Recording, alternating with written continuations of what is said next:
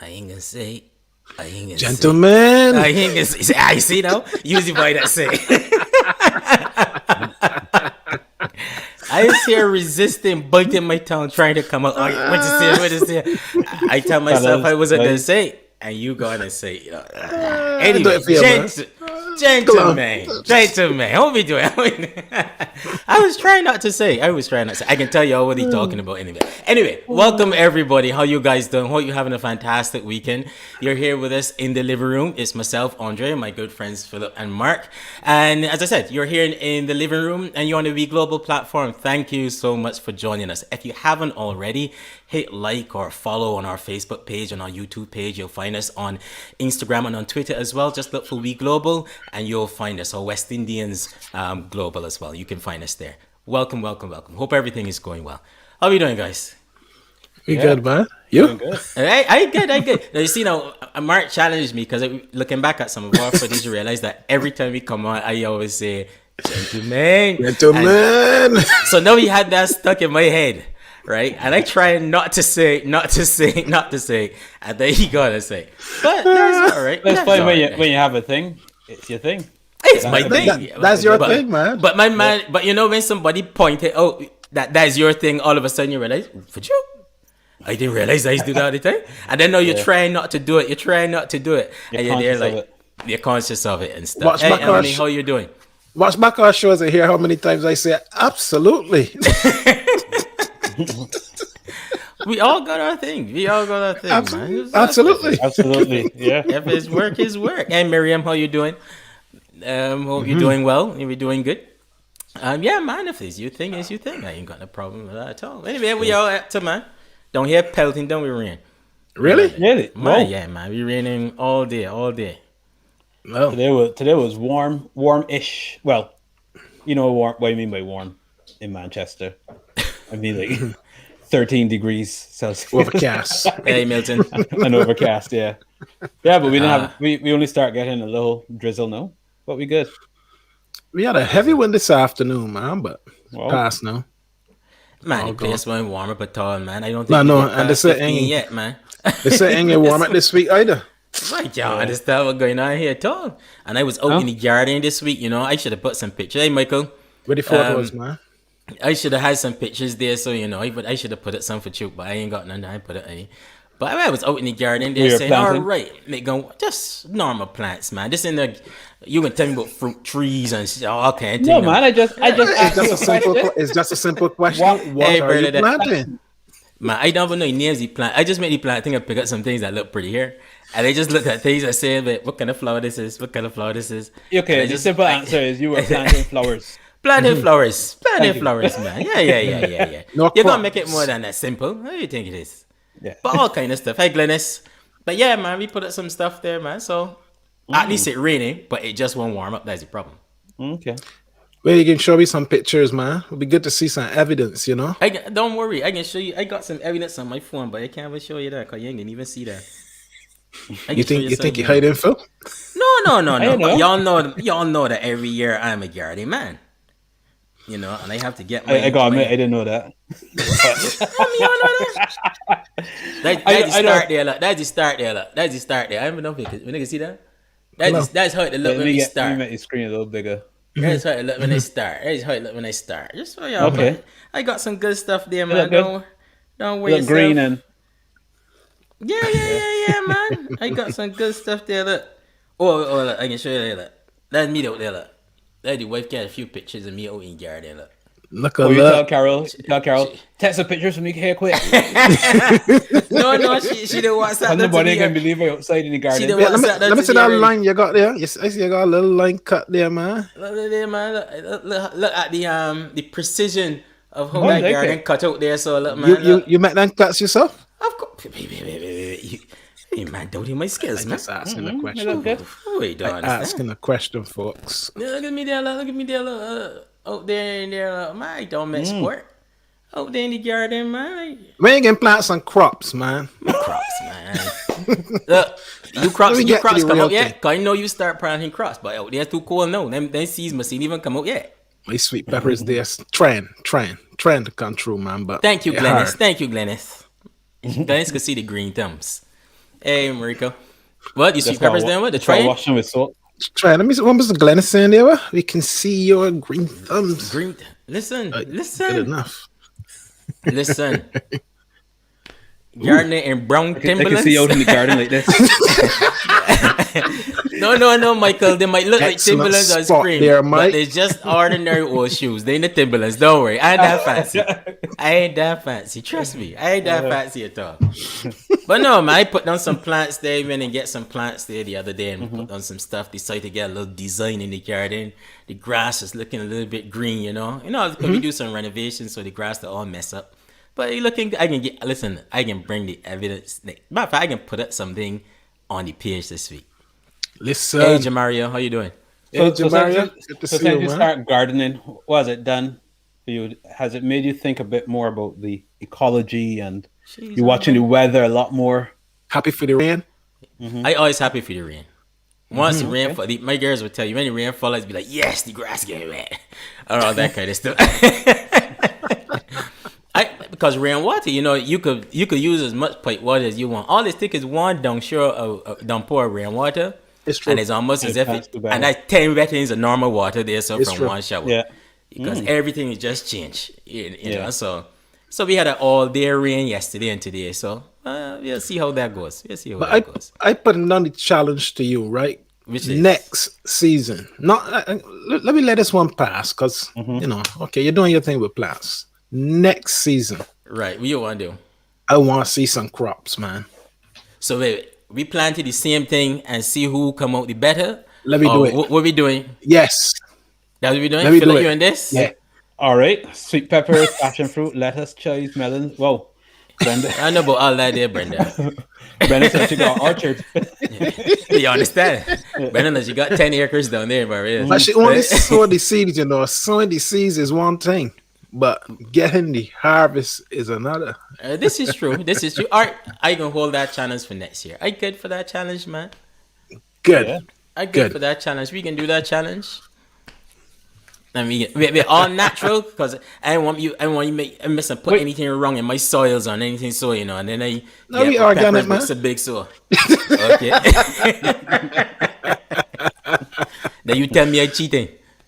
No. I wouldn't do that. I mean, if there are any other gardeners in the chat, let us know. What are you planting? Hey, Glennis says she joining that challenge. All right, Glennis, we All join right. that. Okay. But wait. Okay. Glennis, you can Okay. only plant when we can plant though, because That's right. we can only plant after March, April.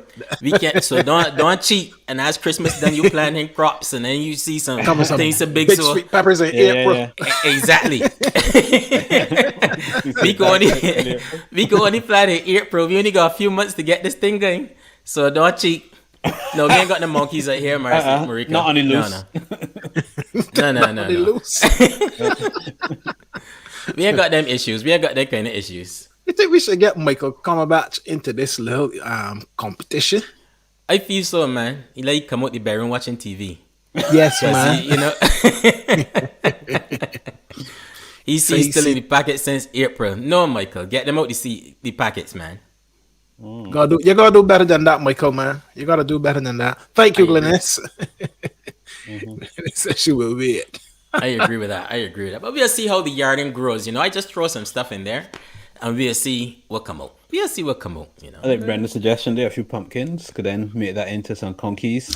I surprised that you ain't got a garden though, Phil. I surprised that you Just don't have the time. plant it up. Don't the time, man, to do Time it. you do put seeds in the ground and water them. Hey, I have other seeds to plant, man. you don't Explain that to Pep there, go man. read to them no next way, no. I man, see, you ain't got time. I don't You have think you time for gotta that. go there and wipe off the leaves every evening and all kind of thing? You ain't gonna do that, so I feel like. Well, it takes a lot of work if you really It care is. about your crops and It raise is. the crops well. So It is. for right now, I just do my harvest from the supermarket. Okay. But I Not like even the the challenge. market. I like sometimes the market too. But I like the challenge. Yeah, I'd be up for that. I will make the problem. time.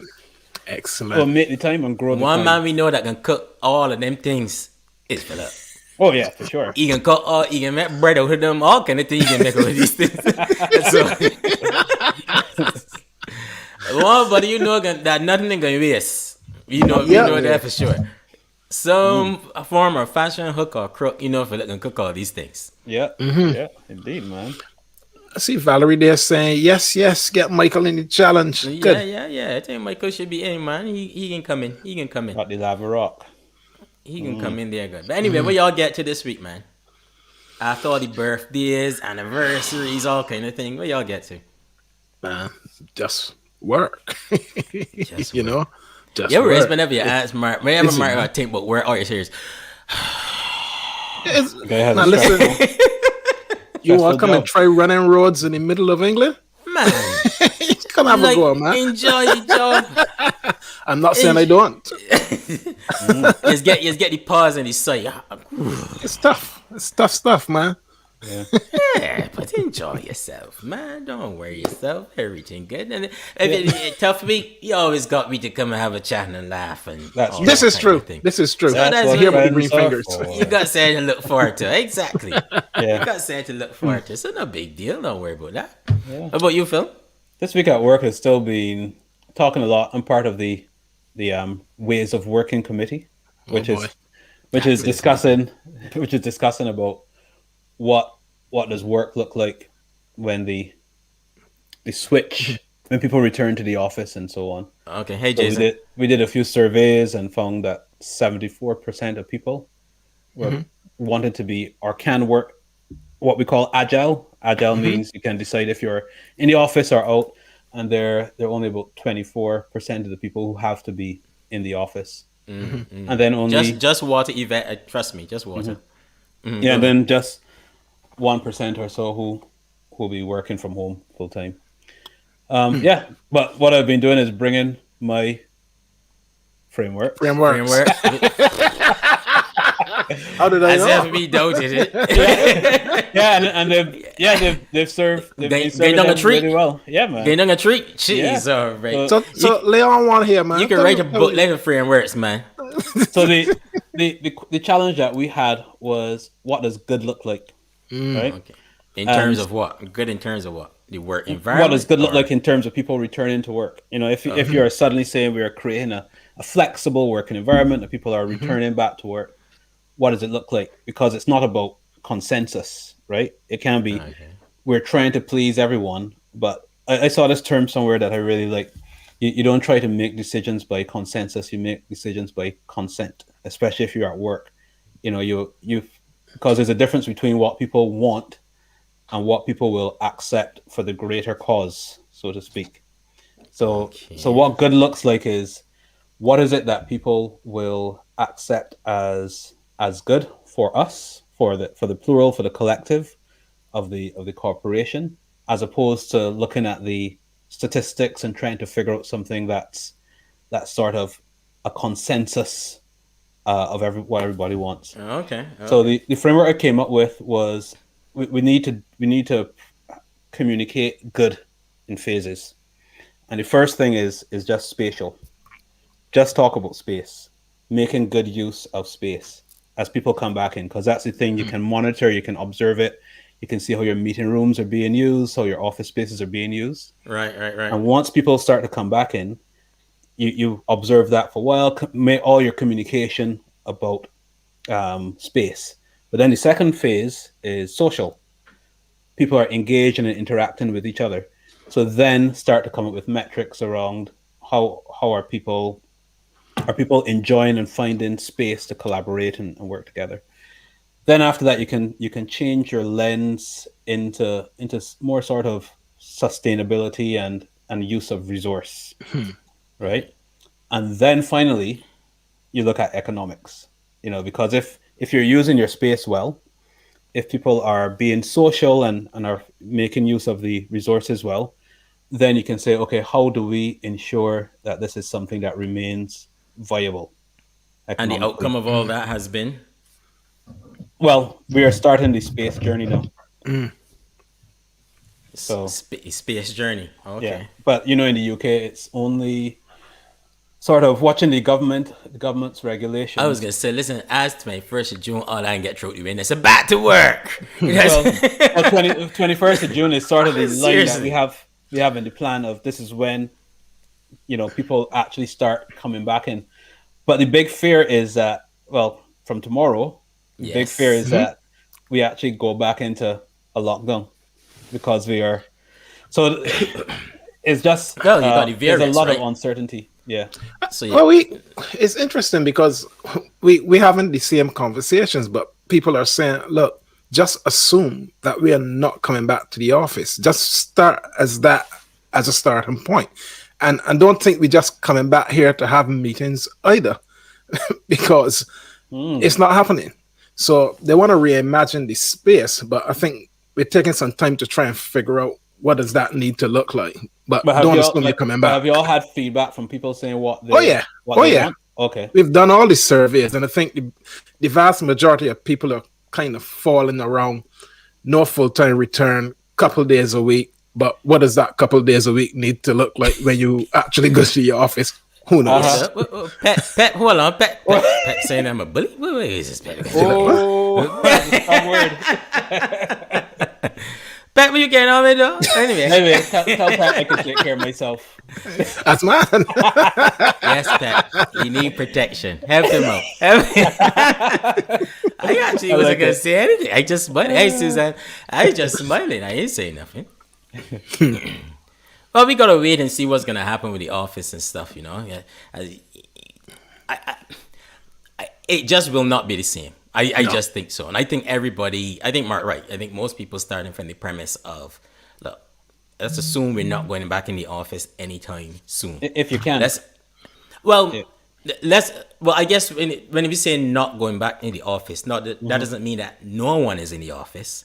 That more means that en masse, the office is not the central place of work for over Absolutely. 90% of the people. Yeah. And I think that's where things are at the moment. And I think if everyone holds that as the premise, I think that's where the conversation is starting. I really don't see it. I don't see. I think there's going to be a massive change. There are some companies starting to cash into that. There's a company I think they call WeWork. I don't know if you've heard of them. I know we work. And Yeah, what they do is they create office space. So instead of you just buy in to this flexible office space, you can be sharing it with other people from different organizations and so on, which is quite a good model. So you just work in a place that's closest to you. All your internet connectivity, extra equipment, printing, whatever you want is there. But yeah, just well, shared. WeWork has been around for a while, and then the pandemic hit, and then they had to figure out how to change it. But I think the pandemic probably do them a bit of a favor, It has, yeah. recognizing that most people are not going to be going back into the office building. Yeah. And a lot of startups and young companies are revisiting. Hang on, we were planning to move in and take out 2 floors in this complex We ain't gotta for do it. X amount. You know what? No, we're not doing that. So now WeWork has come back on the stream now after this little issue they had with the previous owners and startup, the guy who started up. So I think that's where things are going to be. The other part of your framework that I think is probably missing is personal life. Because I think people's personal life is going to, and the life they have built around being at home, people are going to find it really hard to separate from So that. no, Let me the comment thing on that is- before you go, Phil, because I think you're going to see a north-south divide on that in the Uh-oh. UK. No, I think you will. Absolutely. I don't think people in the southeast where Andre is will go back because they realize, well, hang on, why am I going to pay all this money for a season ticket to travel into London to do? Listen. Why would I do that? You When I know? tell people, we for me and Carol together, we were paying like something like nearly £30 a day to go back and forth to work. Wow. Right, a day. You imagine wow. the savings for over a year and a half, or close to a year and a half. £30 a day. Because we outside the zone 6. Now, if you don't know, London is made up of zones. So the center of London is zone 1, and the further out you go, you get into zone 1, 2, 3, 4. So the further out you are, the more it costs to get in. We live on the outskirts of zone 6. So therefore, we are outside of London from a traveling perspective. So then you got to pay the maximum to get in and out of London. That's literally going to one stop, walking to the office, getting back on the train and coming back home 30, 40 minutes. a So day. even Together. y'all would buy season tickets or something then. The funny thing is that sometimes depending on how you use it A season ticket don't always be the Best most value. valuable way to work, you know. Okay. The season ticket for those who go into London and then do the underground and different things, very valuable. But because my office was literally right outside the one stop, you're right, Very true. Glennis. You're right. So because my office was literally right by my stop, it was like to the stop, walk to the office. So I wasn't doing anything to get a whole heap of value out of a season ticket. And then it meant that all it means is that I don't go into the office over the year for a week or two, which is holiday and that kind of stuff. Yeah. And my season ticket now has meant nothing to me. So I just want to come back to your comment there about personal life, because you see the reason personal life is not in there, because this is Hey, Nicole. initially I did think about that as well, but then as I started coming into the discussion from a corporate perspective, you can't really make decisions based on people's personal life. People have to manage their personal life. So a lot of this is really thinking about how are people getting the best value. I don't agree you. I don't agree with that at all. You have to make a decision based on people's well-being.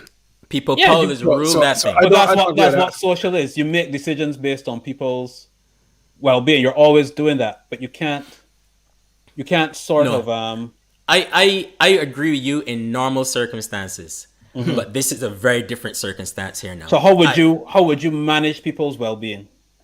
I take You can't well-being manage out- someone's well-being. You can No, but take you can well-being- facilitate and ensure that people's well-being is looked after. Most of that is around social. Agreed, but en masse, those people will now make a lot of decisions for the office. It won't be the offices now making decisions for people. And I think that's the difference that this particular construct has created. It will not be all. I mean, even at the firm, it is not the firm now who can say, "Hey, this is the consultation has to be so much," and a lot of the input from the staff members, a lot of it is around their personal and the life that they have built over these past few. I mean, take for instance, you have a number of, say, administrative staff who will be traveling into London on mornings from different parts, not necessarily paying as much as myself and Carol, but they're paying a good hefty sum. It's not uncommon for someone to be paying 11, 12 pounds a day to travel in and out of London for work. And then on top of that, paying childcare at the childminders. I agree, and but nurseries. that is people's personal choice. So I agree, but I think now in this thing that is going to be so heavy, no company is going to be able to make a decision on their own without that being factored in. Or the people are going to make those decisions for it. What does that affect in the organization? How do you mean what Sickness. affecting organization? If you give people the flexibility to make decisions around childcare and space and the location that they're working from, what does it affect in the organization? It could affect many things in your organization. Exactly. It affects space. It affects how people socialize. I It agree, affects but your I use of don't- resources. But I think that I think in this particular construct that has been created by COVID-19, there has to be an aspect of that is talked about and spoken about on its own and fleshed out. Because I think these are abnormal situations right now. Look, in my view, I think you start with well-being and work your way out. We're going to make sure that people are well looked after, that they aren't too ravaged around their mental health, because that's what's been happening over the course of COVID. Yeah. And we work our way out from there. I think you've got to start with well-being and work out. What a lot of corporations might do is start with the bottom line Economics. and work out. Yeah, Exactly. That's why economics in this framework comes last. But of course, I've been grappling with this. My initial framework was looking at well-being, productivity, sustainability, and I found that a very useful thing to do on an individual level. And that's the sort of way, and we did that within our division at least. We did that. We used that framework to actually pull information and people's preferences. But it's a very different discussion when you've collected people's preferences and what people want to do and what people are experiencing, and then you have to make decisions about what does that mean for the way the corporation functions, the operating model, the way the corporation supports people. right? And you can't, so your values are around well-being, but your we operational decisions are not around well-being. yeah, They're made on the basis that you are looking after people's well-being, and then you have to say, how does that affect the hey, assets of the hey, organization? you assuming that the well-being will be at the top or the foremost of Core. thought of corporate society. It will I'm not not be. assuming it at all. It will not be. It will No. not be. No. Economics It will, comes, but that's why it will not be. we have to engage in the conversation, because if you don't have the right people engage in the conversation, it will quickly disappear. It will disappear. But I think now this is, if you use the term of buyers and sellers market, this is the people market right now that we going into right now here. Absolutely. I could tell you now. So corporations could do and talk till the cows come home. I could tell you the people is who gonna make most of them decisions for them. Yeah. They're gonna Yeah. try a whole. They. I just think so. And you know what will people are gonna happen? make most of In them. fact, what you're starting to see happening it goes already, like that. Yeah. I think where people don't think that those well-being needs are being met, they're gone. Gone. They're gone. You're going to see a lot of that because there's a higher expectation now from the employers to listen. You got to look after me a lot better now. You know, I agree with that. I'm not But putting that's up the with whole- pre-COVID values. I want to see some post-COVID values actionable, not just on paper. And that's where if the employers aren't savvy, people going. I think that's what you'll see. But it'd be agree good with to hear that. from our Caribbean audience that as is well about absolutely- how this is playing out. Yeah, I could see them chiming in there. I see loads of people. Schools or daycares or closes an extra stress on personal life. Yeah. Yeah, I agree.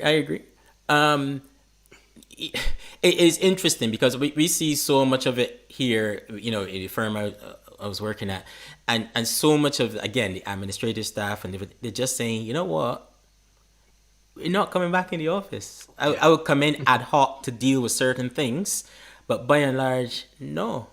And a lot of it has to do around childcare. A lot of it has to do around looking after parents. You know, if they themselves had some kind of a disability or something like that, and you realize I was doing all of this just for this, and now they're just realizing no, especially when most people have actually been more productive at home than they have been when they're going in the office. This getting up at 5 o'clock to hop on a train at 7 o'clock to drop off or even to drop off. Hey, look, even my kids now, when the girls were younger, you're getting up early to drop them to school or drop them to children and to then park the car somewhere, walk to the train station if you could find a park, then hop on the thing, go into the London, and then Carol coming back into the train station, walk into the car, driving the childminder, and then driving back home. You're there like, what was doing all down there for though? Yep. So And I again, think a lot of people are going to find that. So Again, a lot of I that is agree going with to that. play into it. yes, that's the whole point. All of that plays into it, and organizations, you make decisions based on that. But then your decisions still come down to what we do with our space. That's the first thing you start. You see where you're coming from, Mark? When you take all of that into consideration from an organizational perspective, you can't make decisions about you need to come into work. That is not going to happen. But you have to make decisions based on, all right, is the space that we have there for those who venture in and come in, is it serving them well? Yeah, Is and it to be meeting honest, their needs? Yeah.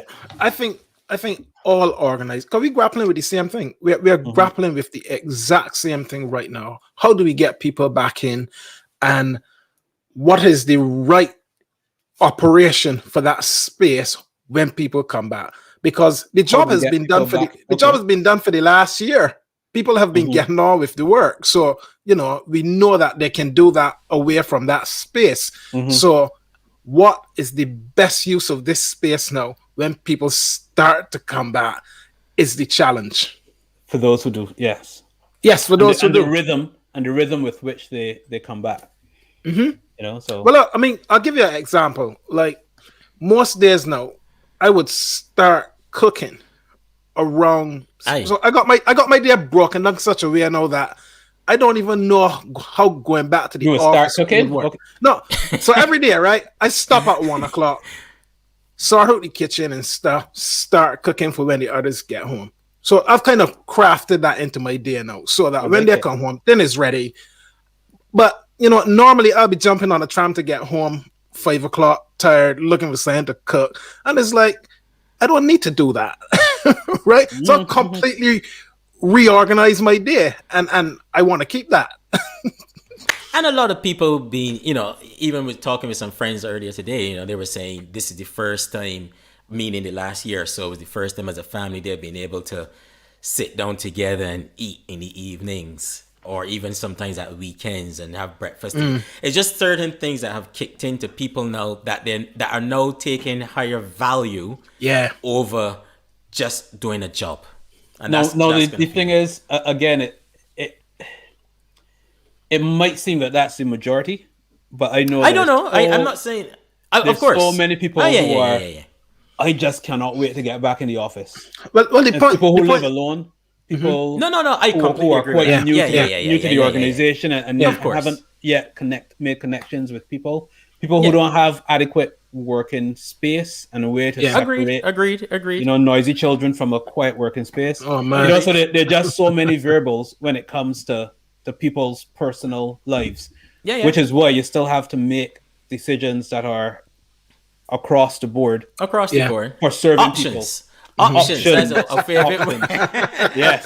That's an inside joke for us when we right. You have to serve people's moods. And you have to have options. Listen, let me ask you a question, not to prolong this point, but do you think we are diminishing face-to-face, the value of face-to-face in where we are now trying to go? Some people might be, but no, I prefer face-to-face. Well, I do as well. I absolutely do. But I just feel that will become such a small part of what the reimagination looks like that I think we are likely to see a lot more of this type of interaction, less face-to-face. So one of the things on that, one of the observations was, you remember those days when you'd be dialing in remotely to meetings. Everybody else face to face, and you dial in. Hello. Yeah. Right. You feel like they all want out. The etiquette has changed now. Yeah. Right. There's a lot more recognition that we cannot go back to that. So there's that acceptance that people will be dialing in, and we need to support that. Options.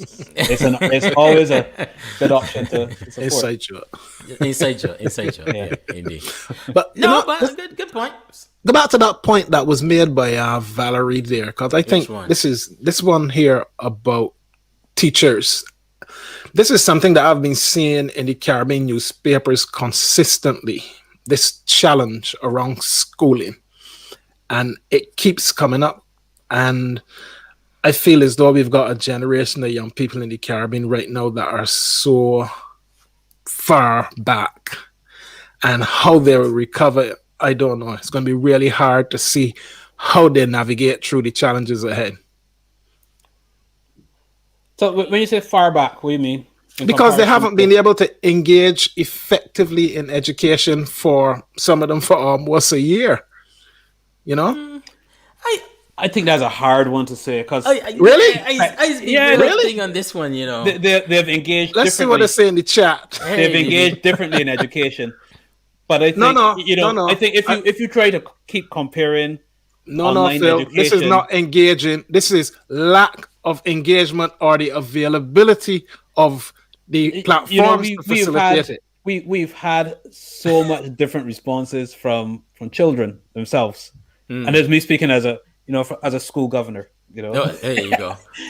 To put some credentials out. Man putting rank on you, Mark. Listen, he's a school governor in Manchester. He is slightly different position. Yeah. That's not the scenario I'm talking about at all. But in all seriousness, what I was saying is some of the advantages governor. That we had. Some of the advantages we had is more one-to-one, right? That was not possible in the face-to-face setting, and that is an advantage that so children who are a little bit further behind have been afforded a bit more one-to-one space with their teacher because of the way work has been set. You assuming that is in the online class, though. In the online class, not From necessarily. the online class, yes. This is not the assumption. This is the observation.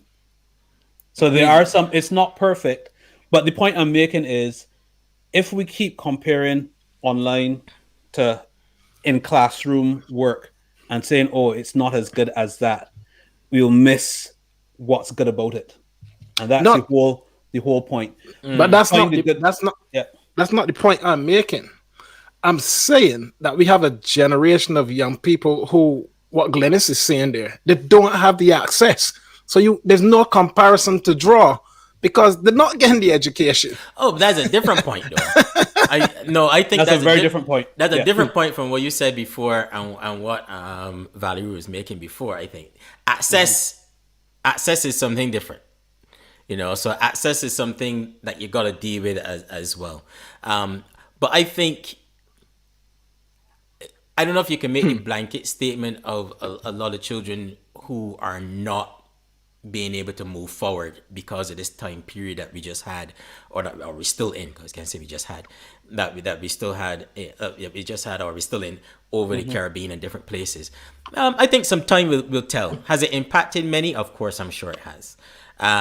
It's again just speaking from my older daughter, absolutely loved it, and she has excelled actually at school. But maybe because she don't like waking up on mornings, don't know. But she has, and I'm sure there's some have, but I'm sure there are many who have not as well. Yeah. But I think time is going to tell on that one. Do you have the time? I don't know. And I guess it depends on which year level they are in the education system as to how much of an impact that will have. Because for some of the younger ones, this will be a blip and they'll move on.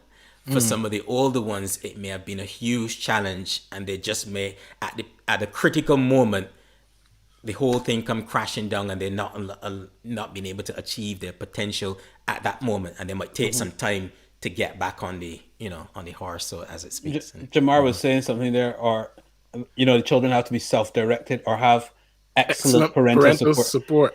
I would even drop excellent. They just need to have some parental support and guidance for it to be effective. Not necessarily excellent, because it is hard for working parents as well. But you do need to figure that out. I know it was a difficult time. I think we got a big challenge in the Caribbean. Actually, I think from what I see across the papers in the region, this is a massive problem. Massive. I think the access. I think the quality of learning and stuff that the kids might have. I think it's something you can overcome, but it's two things. It is teachers, because teachers have issues with it as well. Not all teachers can deliver across that platform. Oh yeah. So there's a bit of a retraining and stuff that needs to happen there. The kids now have had the experience, good or bad, over the last year. So if it happens again, they might be more open, or there's a way to do it. I think the real issue is infrastructure and access. Infrastructure and access is probably one of the real big issues in the Yes, Caribbean. it is. And it has been right across the world, to be fair. I think it has shown that whole have and have nots divide clearly in every single society. Oh yeah. That you have, where you might have 3 or 4 kids on one computer. You see it here, where some kids are passing around the computer. You can have it for 2 hours in the morning. You can have it for this time. But then what happens if you have an older child who's about to take GCSEs or A levels? Now they have got to have it, so you got to sacrifice the younger ones during this period. So there's a whole bunch of stuff there that needs to happen. So I hope we learn from it. I hope so. I really do. But I think COVID has laid bare the inequalities that exist, not just in the Caribbean, as you say, but in other parts of the world too. Yeah. I think so. As I say, I think is the have and have nots divide that has really been highlighted, and I think policies going forward is going to have to try and shrink that gap. However they could. I don't know, policies and stuff going forward, infrastructure, that kind of thing is gonna have to shrink that gap. Policies don't change anything. Well, behaviors is what changes things. Easy. Well, I'm using your framework. the policy would be informed by behavior, and the policy would be such that you would want to change behavior. So it's not that I have left out behaviors. It is that any policy would have to incorporate a change of behaviors for student, parent, and teachers. And I think you gotta be careful there because policy has a place in driving the behaviors that you want to see. could, yeah. So whilst you It might could. say it's not going to change anything, if you don't have something to pin what it is you're trying to do against, it's harder. If we know this, but that's the point I was making. We can't just say policy. We have to add behaviors in there. If you have policies communicated, but there isn't a way of changing behaviors, you don't change anything. No. I think what you could hope, and this might not be thing for everyone, is that this was such a wake up call for many parents, kids. Put kids aside for a second, even though the older ones might get it and thing. But for parents, for policymakers, for business. Because so many needs have been exposed that, hey, if you're a business and you could jump in a space, jump in a gap, there's a lot that you can do, whether it be technology, whether it be, iPads and computers and what have you. There's a space in there that a lot of people can jump in and fill as well. So I can only hope that people wake up and that people actually learn from everything that's happened over the last, year or so. And that I think will happen for the next few months because this Indian variant thing, I ain't know about y'all, right? But this Indian variant thing, I ain't sure what's going on there. Tomorrow you ain't hugging nobody. Tomorrow? Not me. What's the term they were using about hugs? Who I hug? Cautious. Who I gonna hug? Cautious hug. Who I gonna hug? I hugging already. I ain't adding to it. This is my circle of huggery. Well, from tomorrow too, our kids go to school without masks. Yeah. So that is also the thing there too, which my daughters are not very happy about. They're very concerned about this. They're like, "What do you mean?" I'm like, "But hang on, a year ago you were saying, what do you mean go to school and wear a mask? No, it's what do you mean don't wear a mask?" So everything has changed. They've gotten used to it and they've heard everything as well. So now they're aware of all the possible risks and what's not. So now they're like, "You mean take off the mask to go to school?" So from tomorrow, I think. And pubs open from tomorrow. Yeah, you can eat inside. Eat inside. You can eat inside from tomorrow. So you can go down to your local and have a pint and a burger. I good, man. I good. I didn't used to go before. I leave them to that. But you're right because I don't know. I feeling a little bit more cautious as we going into this phase right now because I kind of feel you get good news and you feel as though things are going well, and then in 6 months' time we lock down. you know I was always a cautious hugger anyway. Of course, I was always a sight. You're a sight man, Make sure you don't do. Yeah, people say don't do any face to face hugging. I never used to do that. Never used to do that at all. Side hug. 2 pats on the back, and that the second tap is it's over now. It's over now. No. We will release. Don't make it awkward. I 100% with you there. And the double kiss thing and all that. Nah. I good. No, how you doing? none of that. Good. Yes. Good. No. I agree with that. It's interesting, because you wait so long for this moment. It's like you can never get relative good news. You wait for long for a moment that okay, we reopen, we can go back and do to some kind of whatever the new normal, whatever that would look like would be. But at least it's not stay at home and don't go anywhere kind of thing. I know you're kind of like, I ain't sure. Do they have to take off their masks?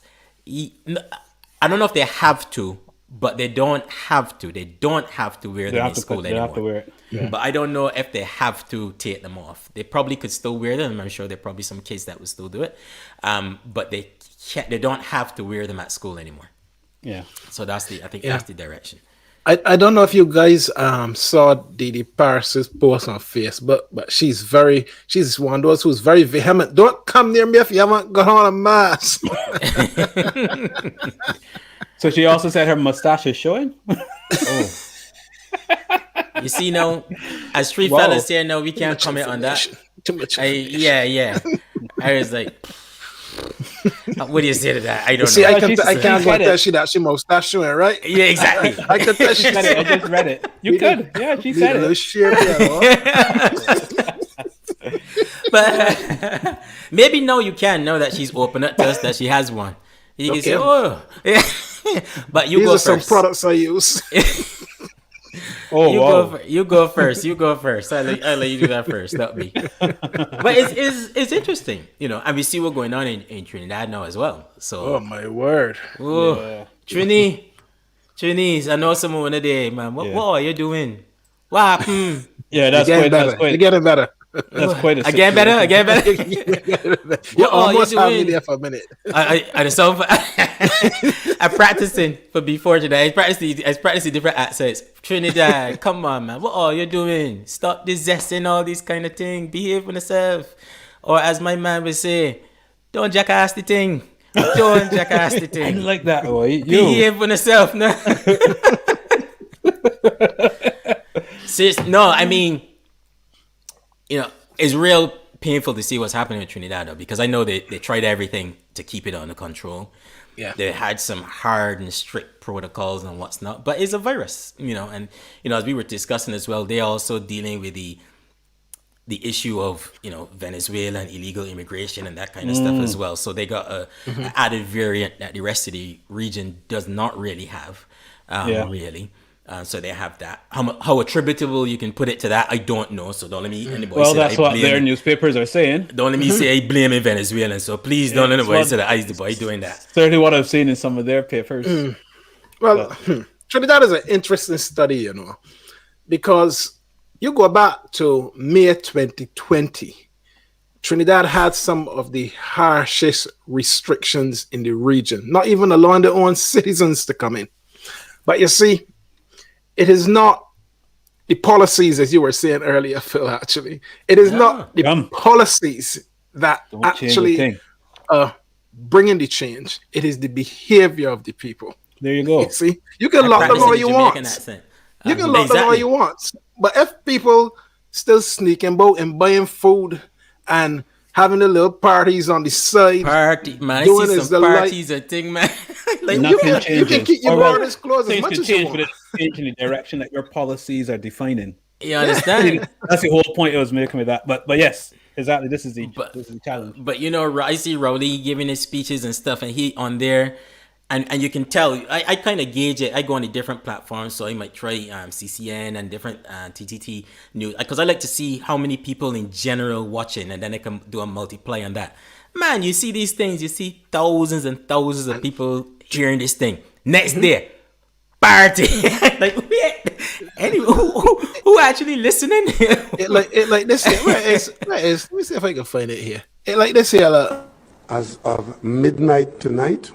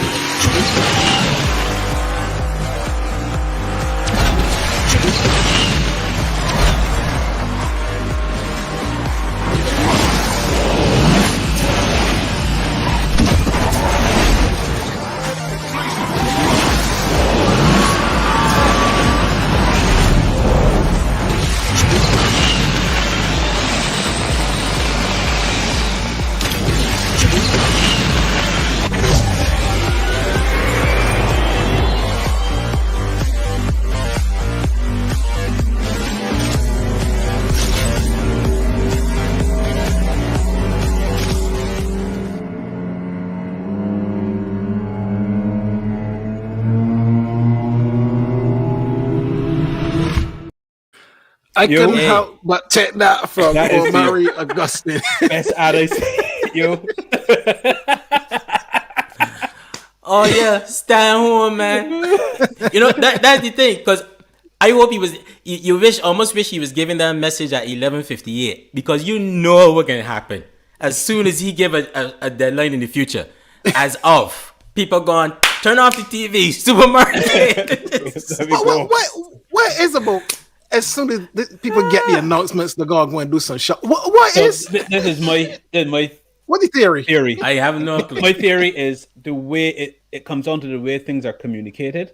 Mm-hmm. It comes over as this is something that's being done to you, To you. as opposed to this is something that's for us. You're participating in. I would agree Yeah. with you if that was 10 months ago. We know nearly 14 months in this thing. But that precedent Everybody- was set 10 months ago, right? And it just continues on. And that's the relationship that people have with the pandemic and the policies and the government. It's being done to us. So therefore, I will try to take care of myself and do what's good for me. The Regardless random of what they're doing gallivant. to me. Random The random gallivant, man. Missed the That's the whole one. point of my name. Yeah. I like, whoa. I got one. But you see, that is why I'm cautious about the whole India variant, because I think you go back a year ago to Trinidad, you know, shining light in the Caribbean, you know, done the right thing. Things are going well. Look at us. Move on a year. Here we are. So that's why I kind of really cautious with what's going to happen this summer here in the UK with this Indian variant. Who knows? Yeah. Look, variants gonna come, and variants, they're gonna be all over the place, because I can't really see, the whole thing, COVID-19 not changing and adapting to people and lifestyles and that kind of stuff. So now you gotta wait and see now, is it gonna work now with the different vaccines that we have? How long are we gonna go on taking vaccines? And that kind of stuff. I mean, and all this in Trinidad didn't help. And yes, I can say, considering that I don't think they get the vaccine thing that right either. Or I don't let me hit them too hard, because I think COVAX was a bit of a shambles for everybody. Still is. But even when they did get those, the rollout of that seemed to have been very problematic and issue. But again, right across the region, I think they had the same issues. But this happening at the same time is not helping. So Avril and Glynis and all of our Trinity friends who are in the chat, come on, man! I want to hear from you guys and hear what your thoughts are on this. And how you doing? How you doing? Yeah, How many random gallivants? I don't think Glynis will be on a random. No, she don't strike me. I don't think so. Nah, I don't think so. No. They do. Neither is Avril. I think their gallivants will be planned. What plan is there where he said midnight so we can go at 11? Strategic gallivants. Not random. Oh, what about the rollout was problematic? The rollout was slightly problematic, I think, as it has been across the region, actually. And to be fair, I don't think it's been very different across many countries. But as far as who and when targeting the right population to get the vaccine first, queue jumping, all that kind of stuff, I think that's been a problem. That's been a problem in Barbados too, and different parts of the region. And it has been a problem there in Trinidad too. So that part of it seemed to have not gone very well. A lot of places are quoting numbers and are boasting numbers, but then when you try to break that down within the target groups, then those numbers change. So you might do a whole heap of people, but then but how many of those are within the target group that you should be doing? Your nurses, your whoever else, however you define them, and you see that it's been all over the place in some cases. So that's where I say it has not necessarily been good, and it's not just Trinidad; it's been across the region in different places. Yeah, Michael was asking a question from our earlier conversation about Zoom and hierarchy and so on. But I think yes, you're right. You will see different parameters used to define hierarchy, but that's human nature. There's certain things in human Facial nature, attractiveness, etc. Turn off your camera, please. And maybe you'll get a promotion. Facial attractiveness. I can drop that and meet him this week, Michael, boy. I have not heard anybody talk about that. But I can put that in somewhere. Of course. But this is Has anybody considered facial attractiveness as a criteria? Maybe. No, but I think the point he is making is quite a significant point, that different things when you're in face to face, different things sort of identify the social influencer and leader within that space Sometimes it could be height, it could be the sound of their voice, and so on. But when it's online, they're then, it's almost a filter. There's then a set of reduced characteristics that people be focusing on that start to create a hierarchy. But pulling it forward to what we were just talking about, even with the vaccine, this could be creating some hierarchy as well. Like you've had conversations like, which vaccine did you get? AstraZeneca. Ooh, okay. Well, I got the Pfizer. So you better protect it. Yeah. So there's that sort of conversation, and then you have the people who say, I haven't even had my first jab yet. Mm-hmm. Yeah. So yeah, that is true. That is human nature create hierarchies, and we have to be very conscious about it. That is a thing, That somebody was actually asking me yesterday. So what vaccine you had? So you haven't had the AstraZeneca, have you? Yeah. Oh, so they were kind of. Yeah. No, they had Pfizer, so they were starting to draw lines of demarcation. Yeah, and I think that is what you will see starting to happen as well. People are going to start to, look at things a little bit differently, depending on which vaccine you had. The next person asked me which one I had, and I said, I made my own.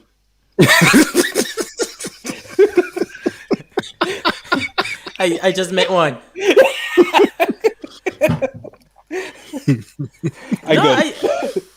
Get him a second jab tomorrow morning.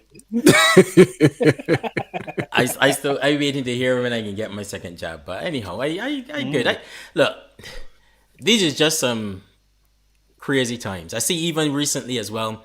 I saw my man Biden, and probably finally something that I could say, because for the longest while I keep asking, all right, we celebrate my girl Harris in the US being, the vice president and what's not, given Kamala Harris, given that she's of Jamaican and Caribbean heritage and what's not. But what have we seen from it so far?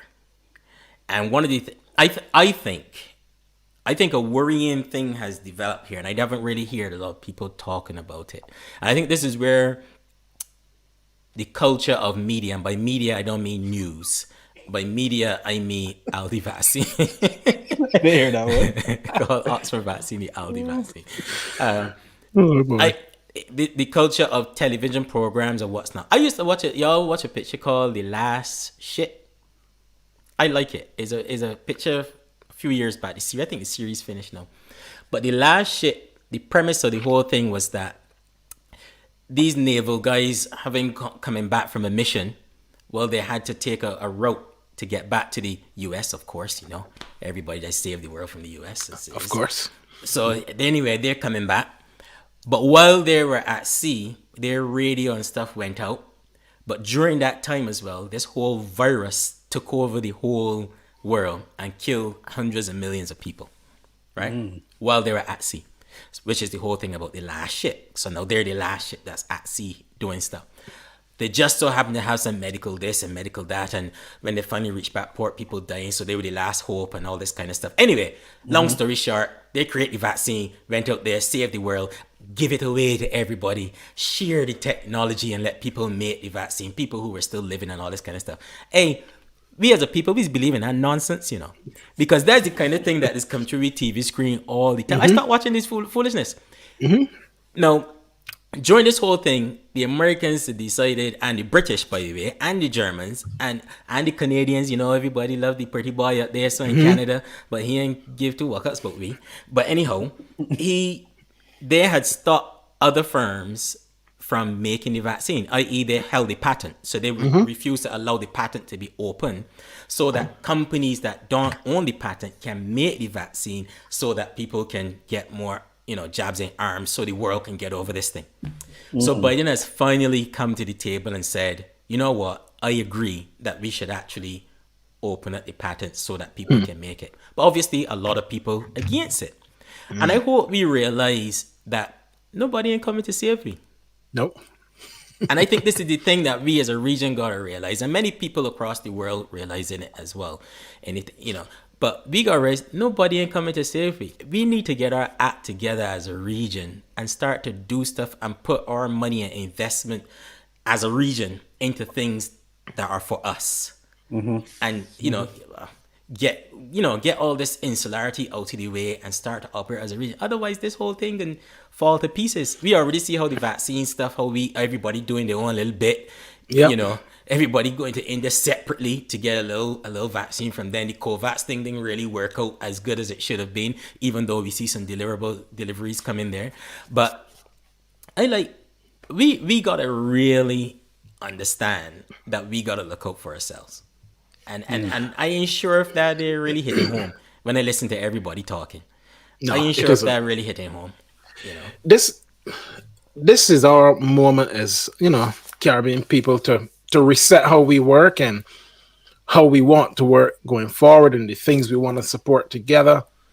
But I'm not sure that we season it. It just feels as though we're waiting for the world to get back to its norms and off we'll go again. I don't think we are actually taking advantage of what we could do in this moment. What would change your mind about that? What sort of things would you need to see to convince you that we are in the Caribbean? Well, I think the obstacle in this space is always the politics. As we say in this show, it is very seldom the people of the Caribbean who are being obstructive themselves. It is the key political players who don't want to collaborate, want to operate exclusively within their geographic boundaries and don't really want to and deal with the rest of one. And Glennis asking a good question there. Who will lead? Glennis, that has been the issue in the region now since the beginning of time. The problem is everybody asking who will lead. If it ain't me, I ain't following nobody. Yes. And that is the issue that you have right now. You got Jamaica. So we got some Jamaicans in. Them off doing them own thing because, hey, we're the biggest and our brand is the biggest. My man always talking about brand and stuff. Our brand Jamaica is the biggest in there. You don't hear anything from Jamaica as far as leadership in the region. Well, lead the Caribbean then. You understand? That's to me, Jamaica's brand would be biggest if there were leaders in the Caribbean. That's my view. And, but in my opinion, they're not. And by leaders in the Caribbean, I don't mean having the number one sportsman, the best music, all this kind of stuff. I mean leading the region. Is the region looking to Jamaica? Is Jamaica some people say a rising tide lifts all boats. Is the tide of a rising Jamaican brand lifting the entire Caribbean? No. And are they making it their business to lift the entire Caribbean? And the answer is no. You know what I mean? Trinidad, again, could be leaders. I know Roddy trying to do his best there, but again, be leaders of the region.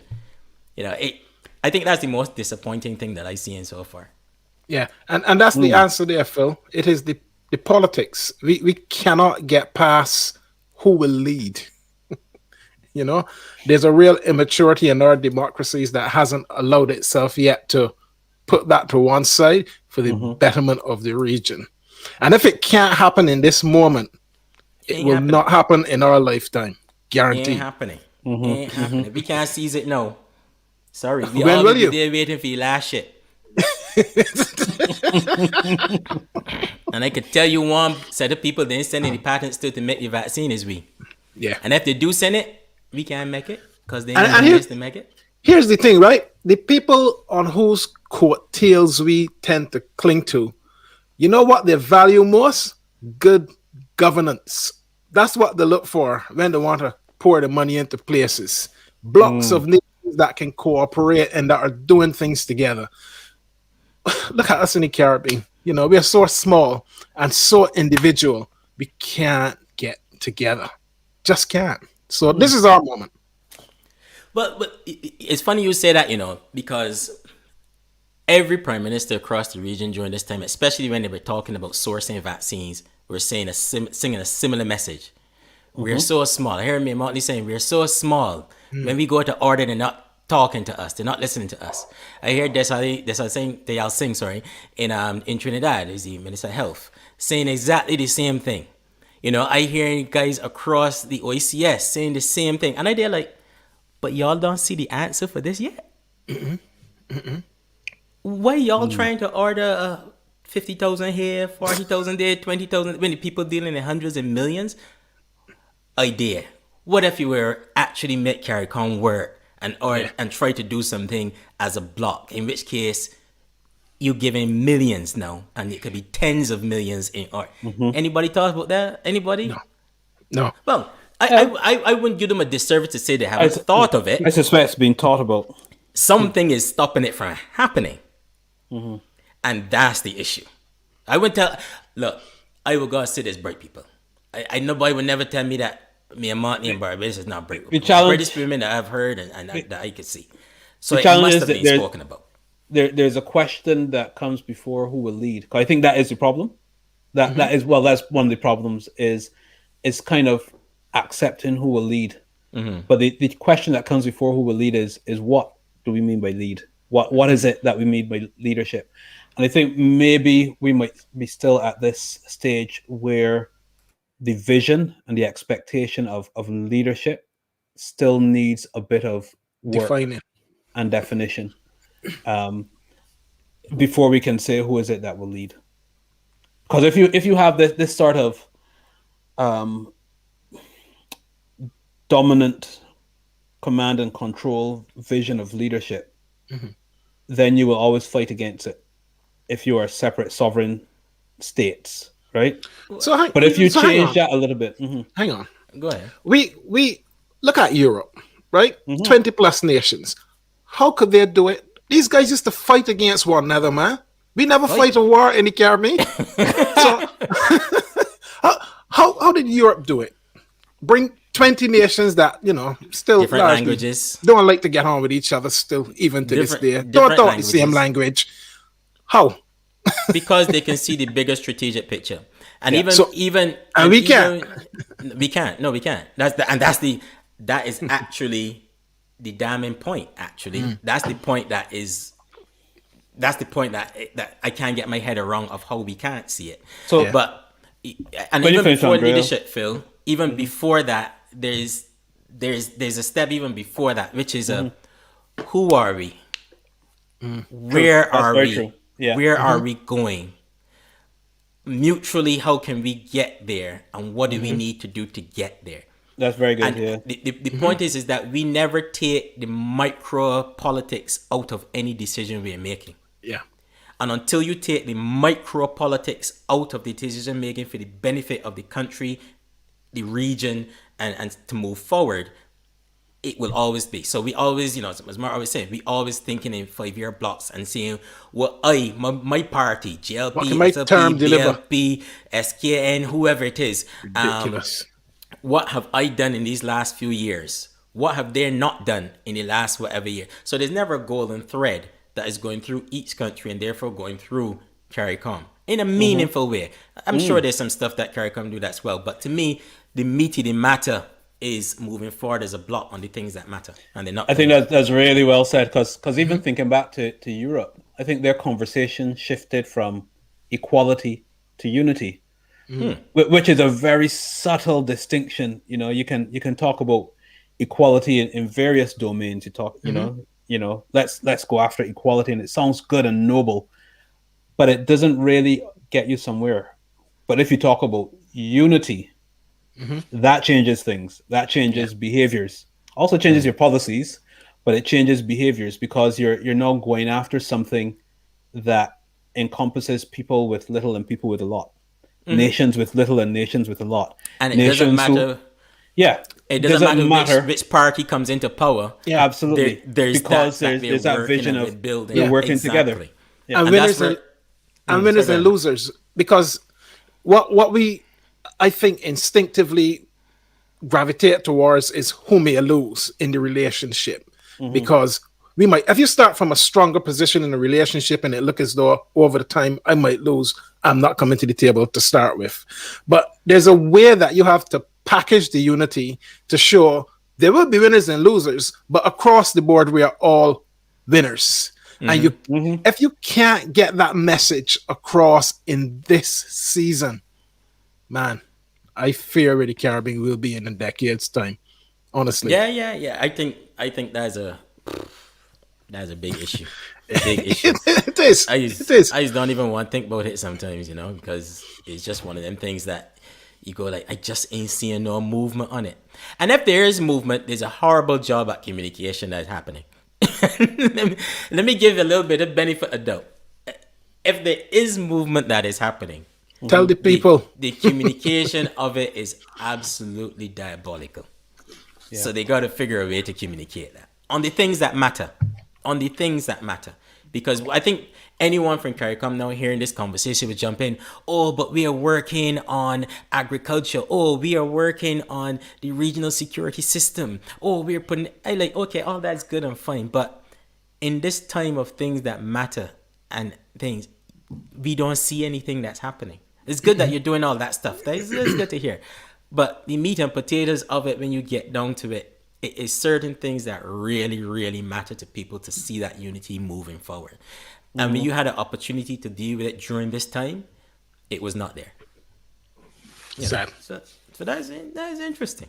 That is interesting. So, But we'll they have see. a new Secretary General, so who knows? Yes, the first lady that's coming in Yes. there. That's very good. So I see that as well. That's good, man. So what else on your mind? Well, so we talked about so many things. Guys in the audience, let us know what's on your minds as well. What you guys been up to? You know, what do you want to hear? Somebody asked me what we thought about the Chinese rocket. Is that the one that was falling to Earth? The debris? Or something like that. I think somebody asked about the Chinese rocket in there earlier. I think that's the one that they was thinking. I didn't really worry about that too much, to be honest with you. I think they had that. I didn't worry about that. I see China also get to Mars recently as well this week. So China Yes. and America on Mars. Yes. So they're doing that. What y'all think though? Yeah, all this is waste money. No. Well, it depends Let me on what hear you you now. mean. It depends on what you mean. If you're talking about space exploration, or if you're just narrowly talking about going to Mars. Competitively. Space exploration. In No, it's general, not. No, it is that not, because waste money. it has transformed the way that we live. You get in your car, you put your sat nav, and it has transformed the way that we operate down here. Actually, there's quite a lot of influence that the space programs over the decades have brought to bear on our lifestyles that we don't even fully appreciate sometimes. Now, where they're going next in terms of the next frontier and what are the benefits? Well, let Musk and his friend throw the money at that. They can throw as much money as that as they want. But I think historically there has been a benefit. Yes, from that perspective, yes. So now I'm talking about going further.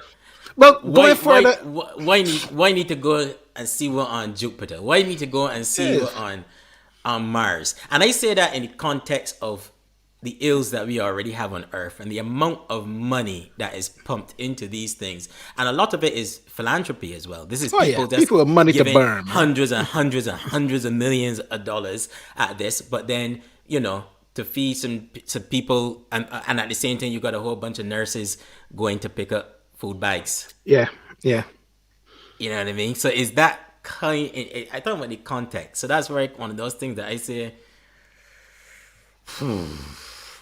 Do we?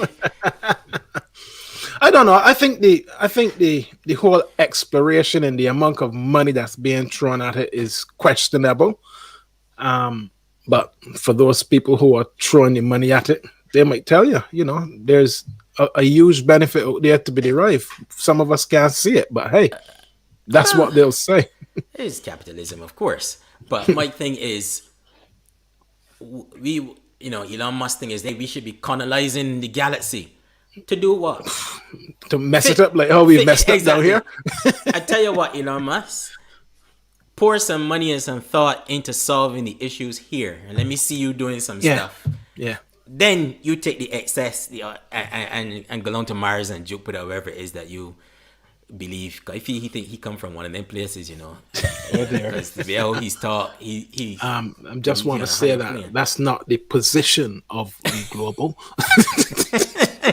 No, I didn't. I said I think he thinks he come from one of those places. I didn't say that I think he come from one of those places. Okay, different. I think he thinks he's Fair a enough. higher being in thought. That's the way how he thinks. But you just wonder, with so much going on here, why not sort out here? Yeah. Or is here too problematic, or you're not worried with that? Yeah. Well, certainly from a Caribbean perspective, I don't think that we are concerned about it. But hey, if he wants to go and spend his money there, carry on. Well, you never know because I mean, even things like this China rocket and stuff that was dropping, and apparently they didn't really control it. It was just gonna fall down, and wherever it fall, it hit wherever it may. I was even reading that in Boise, I think it is one of these towns that Elon Musk went and pretty much beginning to incorporate now. Is his point is forcing people out. And that kind of stuff that he's going. So you never know what will happen to the Caribbean. It might not have an impact on we right now, but somebody might say, you know what? If we have our own Caribbean island, we can launch from there every day.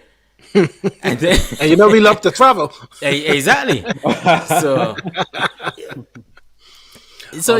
I'm not sure we would be strapping ourselves in for the space station. Oh no! We ain't going because we ain't yet to go. Because they would let me pay for it, but they might find a way to get me off our own islands so that they can inhabit it and take it. That might sound far fetched, but I don't think it's that far fetched. I know you asked at the beginning if it's a waste of money, but I'm no economist, as one of our previous guests would have said. but personal. But I do think at a certain level, the notion of money. I don't get what he's saying.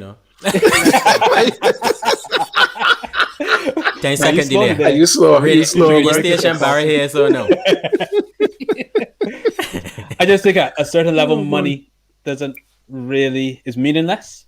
Mm-hmm. At a certain level of society, especially in a capitalist society, it's really meaningless. It just has a meaning when you push it lower down into society, right? So at that level, it is just about time and know-how.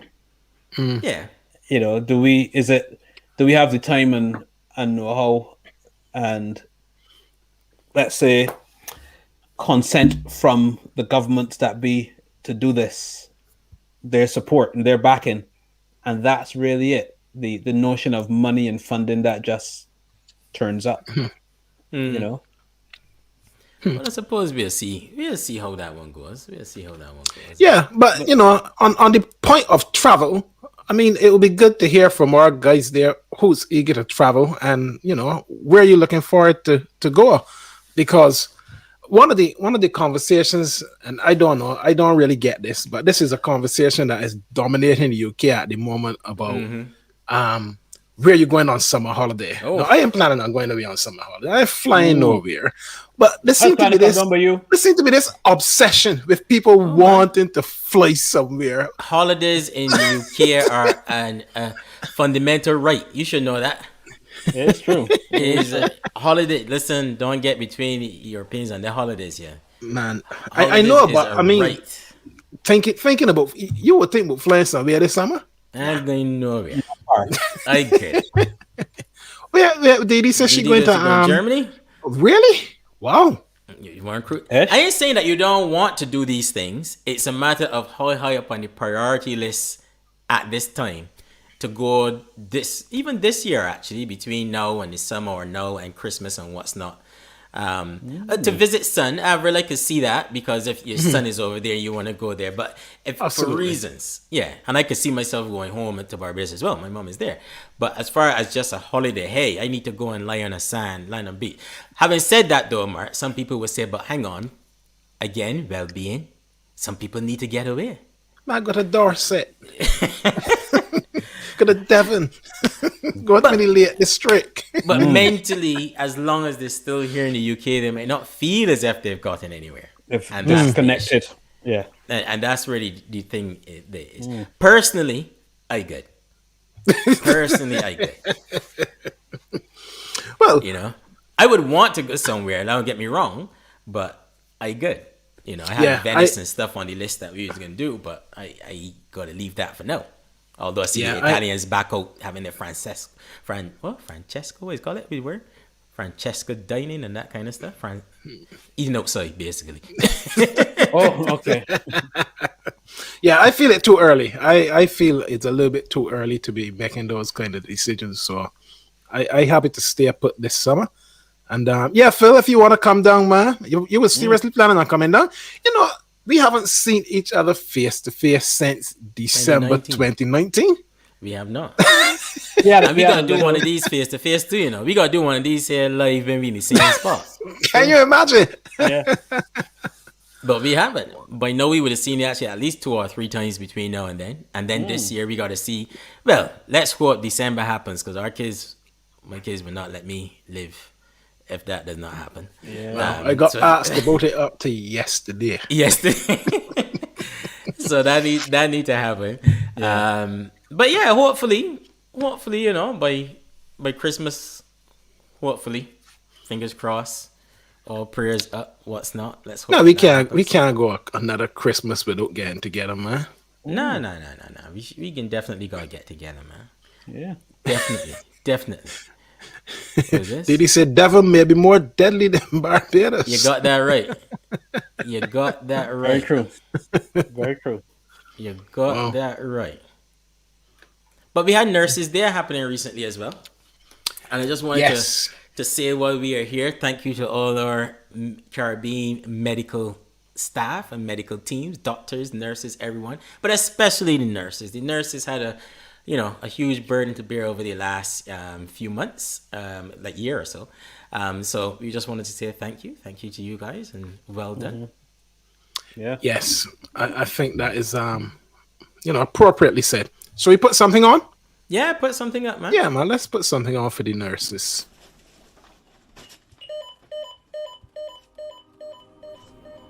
Who leads clinical staff in the life-saving treatment of COVID-19?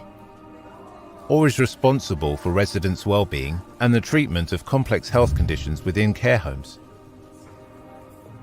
Who provides specialist mental health care to vulnerable young people in residential homes, seeing their unique potential and inspiring them to pursue their dreams? Or establishes and leads specialist mental health services in GP practices, acting as a first line of defence to support people in crisis? Who cares for the homeless in day centres and treats people on the street? Or runs clinical research trials and the delivery of vital new vaccines? Who's a friend to parents in the community and a confidant in their time of need? Or develops apps to help parents improve their baby's mobility? Who spots the physical and emotional signs of domestic abuse, advocating for those in need and helping them through traumatic times? Who gives expert community support to people living with HIV, helping them rediscover their sense of purpose after diagnosis? Or delivers chemotherapy outreach for those living with cancer, ensuring they are supported and treated during the pandemic? I do.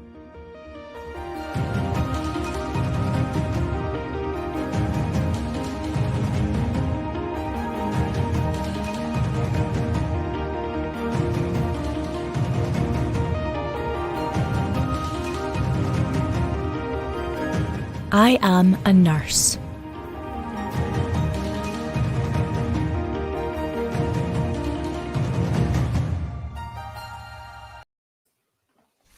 No, that's pretty good. Yeah, awesome. We just go ahead. No, I would just say it's important that we acknowledge our nurses and the job they've done. We had one in last week Sunday, actually, Sophie. Indeed. So thanks to all the nurses. Keep Indeed, going, I think guys. so. Keep going. Really appreciate the effort. Yeah, I think so. We definitely got to thank our nursing practitioners and our medical practitioners right across the region. I think they've done a valiant job, and I saw some of the comments as well of what's happening. Again, we spoke about Trinidad early, and obviously they're having a tough time at the moment dealing with it in the hospitals and what's not. So we just, we pray for everyone who's going through that. Our nurses especially are at the front line. So hope you guys do well. Thank you for everything you're doing. Absolutely. We must do. Gentlemen. What's that? That's my word, man. Gentlemen. I try not to say the word, and y'all keep bringing it up. I see Glenn is saying that she's going to visit her son in the US, maybe in 2022. That sounds like the right time to travel. I mean, that said, I would love to go to the Caribbean, but You just gotta hold fire, man. Just gotta control the desire, huh? Yeah. I think a lot of people had to stay put for a while, and I think it's a combination of people just probably just like, oh, hey, Dr. Lord, Adrian Lord is in. I think some people just want to get away and do something. A natural thing for people. Hey, thanks, Sophie. You're welcome. The natural thing is for people to see it. She's right. You're absolutely correct. Wow. I agree with you there. I agree with you there. But the natural thing, I think, is for people to just want to get away. Yeah. I think so. But I agree. You can get away locally.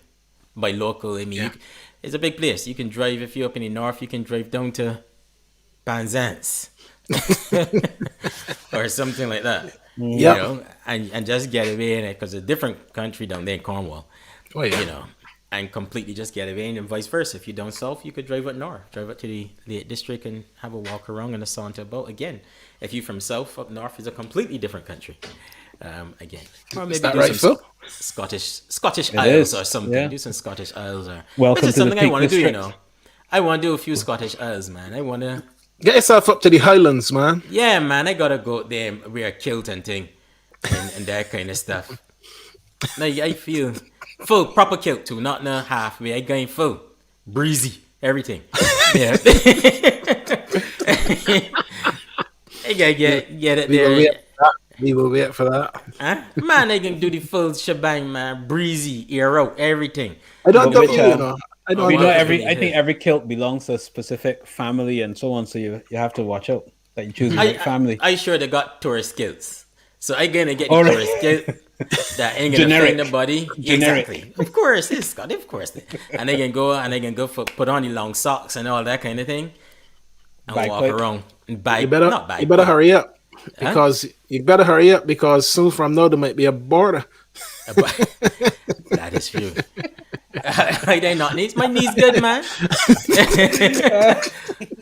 She shot in, man. No, well, it's good to know she only worried about me hiding knees. I heard with that. That is alright. But again, I want to do that though. The Scottish Isles. I want to go up in the Highlands and you see it all over the place on TV and different things. So why not go see it? No. Yeah, man. I can go, Michael. Man, I can go. Pictures, Michael. I can take the pictures just to prove it as well. Why not? Eat some haggis. No, I leave haggis alone. No. You ever tried it? Oh, What you have in mind there, Sophie? You should let me know. Let us know what you're thinking. No, I never try haggis. I don't think I try it neither. Okay. It just don't look appetizing. It's good. I enjoy it. I can wait till we do the harvest off, and then you could cook I know you's a man will cook an alternative haggis with everything that you. You could cook an alternative haggis. But again, let me swing this conversation a little bit here and see what we could do. So I was listening to this fella, Kevin Samuels. You ever heard of Kevin Samuels? I've heard you mention him before. Yeah, your name. So I listen to a lot of podcasts, a lot of different stuff. So this guy came on a podcast the other day I was listening to. It's interesting because he talks about men and vis-a-vis women. And his premise is, or one of his premises, let me say that because I'm going to show you a little bit, is that the conversation has always been, especially in the black community, that the issue in relationships and the family is men. And and that is the issue. But his view is, no, it is not just men. So stop saying that it is. But 90% of the conversation says that. I just thought it interesting. So I just thought, why not bring it in and see what the fellas would talk. But I can play a few little clips here. So, but you guys, ladies, don't kill me. This is not me talking. This is him talking. And we can have a chat. Women have no problem being vocal about the things they don't like. Men have learned not to say anything. Men have learned that if I say too much truth, I will be canceled. I'll lose money. I'll lose deals. I'll lose this. Especially in entertainment. So it becomes who buys the concert tickets and the shirts and everything else. So men in a business interest, we're practical. We're cost benefit calculators. What's the benefit to what I'm going to say versus the cost? Now, what's happened is social media has happened. So it has democratized the access to the airwaves. The smartphone and high-speed internet access has taken away has leveraged the power that the TV stations, the cable stations, and the radio stations used to have. You needed to go to them to build an audience. Indeed. Now you can build your own audience. And I just built an audience talking about the things that matter to my audience. That and men have been saying for eons. So now they can't quote unquote cancel you as easy. They still can, but you still have different outlets. Now, that's not cooperation. What we've been told is the problems in relationships. What we've been told and marketed to from Color Purple, which was BS.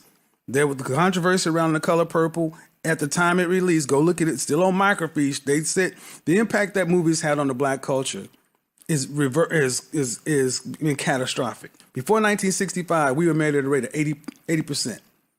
80%, the most married people in Jim Crow, segregation, everything else. But after that, what do we have? Now we get Color Purple, Waiting to Exhale. Then, we mentioned Brother Tyler Perry and all his movies. We get a woman's side of it, and it's always the men are the problems. Okay. But there's a reason we always get the woman's side of it. No, I said that this morning. Did I not? There's a reason. I said that this morning. I know that the Tyler Perry it's movies. It's profitable. I don't really like. Yeah, it's profitable. Pop told us the women buy the album. Yeah, I don't really like. Women are the and I don't like that Market narrative that Tyler Perry preaches. He's a black man. You got to congratulate and appreciate everything he's done. But in Tyler Perry movies, if you watch most of the narratives, the wealthy black man is the villain. Ain't shit. Yeah, he's nasty. He ain't shit. He's nasty. So, the broke black man is the savior. So it's dark-skinned, rich black man abuser, then light-skinned, blue collar, yes, with a love for Jesus, gonna come and save and restore you. Indeed. And see, the thing is, all right. So what we don't have is the other side of the story. Get yourself prior to 1960, 65, we were married at a rate of 80%. Broke, Jim Crow, segregated, lynched, everything else. But we had us a community, we had HBCUs, we had churches, we stuck together. We had black business, we had black buses, this, that. But as soon as it came in, when the women were given a choice, far more chose this over the men. And that's the original quote unquote sin that we have yet to deal with in the black community. Yo, the line up in there for me. Anyway, this you drop it and run. So waiting to I hear, man. Paradigm shift. I agree that is a whole another paradigm shift. But hey, we in the living room. We talk about a whole bunch of different things. So we ain't gonna guess today. So we talking about things. So I think there's some. I could throw any first stick or whatever. Go ahead, man. Go ahead, get. I think there's some things. I think the comments can come alive now. So go ahead. I think there's some things in what he's saying that can actually be abstracted beyond gender, beyond men and women. Yes. And one thing that he's touched on there is the single story or the single narrative. And that's always a danger, right? Whether it's male or female, and you keep portraying this single narrative, right? Mm-hmm.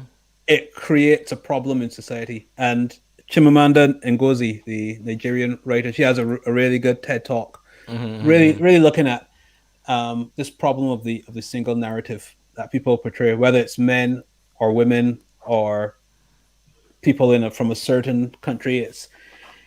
It's a bit more than stereotype, but it's actually living as though the stereotype is the only reality that exists.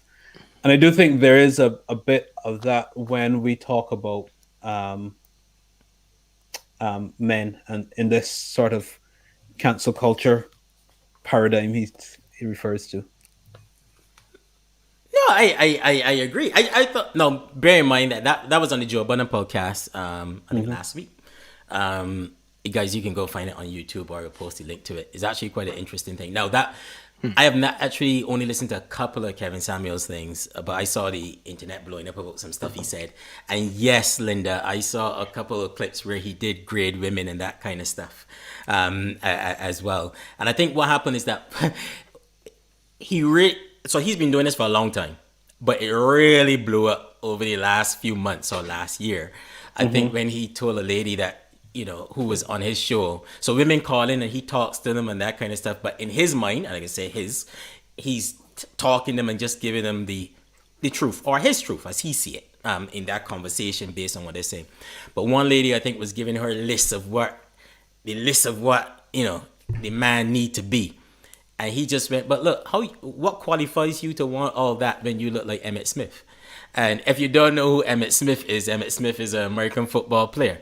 Now, in his mind, he was being honest in his mind and stuff. But I think the premise of what he says in some of it, because some of it I don't necessarily agree, because he's a bit rude and that kind of thing, is that the conversation, get my WhatsApp a photo.